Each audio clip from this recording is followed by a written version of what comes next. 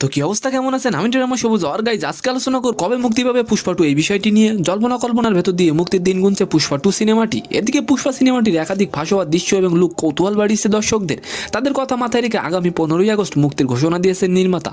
কিন্তু শোনা যাচ্ছে নির্ধারিত সময়ে মুক্তি পাবে না পুষ্পা 2। কারণ হিসেবে দাবি করা হচ্ছে একই সময়ে মুক্তি পাবে অজয় দেবগনের সিঙ্গাম এগেইন। তাই ব্যবসায়িক সংজ্ঞায় পড়তে সিনেমাটি নাকি পিছিয়ে দেওয়া হবে।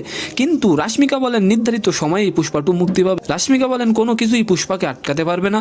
এবার আসি ডাঙ্কি ভের্সেস সালার কে কত কামালো এই বিষয়টি নিয়ে। শাহরুখের ডাঙ্কি ও প্রবাসী সালার যুদ্ধ করছে বক্স অফিসে তুমুল ভাবে। ডাঙ্কি সিনেমাটি 15 দিনে ইনকাম করেছে মাত্র 206 কোটি রুপি, যেটা খুব একটা ভালো ফলাফল নয়। অপরদিকে 15 দিনে ইনকাম করেছে সালার 378 কোটি, যা ডাঙ্কির থেকে অনেকটা বেশি। আর এবার আলোচনা করব ডিপফেকের শিকার হলেন আলোচিত নায়িকা তানজিন তিশা। বলিউডের রাশমিকা মান্দানা, ক্যাটরিনা কাইফ সহ বেশ কয়েকজন ডিপফেকের ভিডিও শিকার হয়েছে। আর এবার ডিপফেকের শিকার হয়েছেন বাংলাদেশের অভিনেত্রী তানজিন তিশা।